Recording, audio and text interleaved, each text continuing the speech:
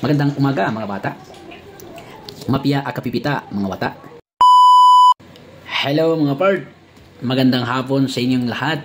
Ngayong hapon magsasalin naman tayo ng mga simpleng salita sa Filipino at isasalin natin sa salitang Maganao. Naalala ko tuloy mga part noong nasa kolehiyo ko.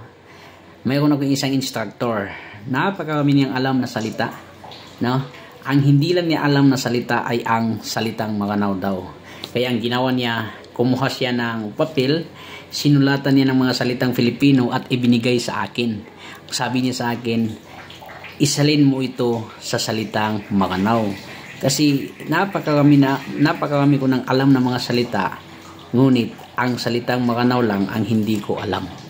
So yun, ginawa ko, isinalin ko yung mga salitang ibinigay niya sa akin. Isinalin ko sa salitang Maganao. At ngayong hapon mga part, yan yung gagawin natin.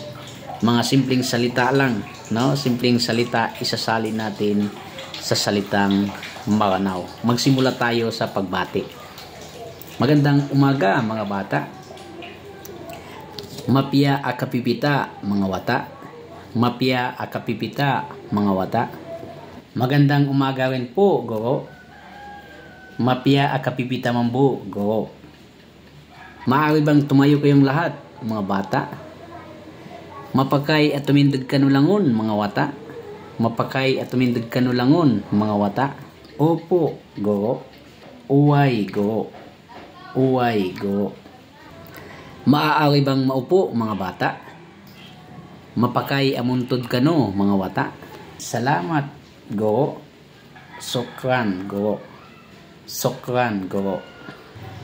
Maaari bang wag kayong maingay, mga bata? Mapakay adikanong dimbrak, mga wata. Mapakay adikanong dimbrak, mga wata.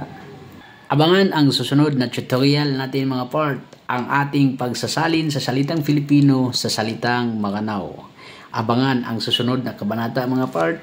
Comment down upang i-translate natin. Bye-bye!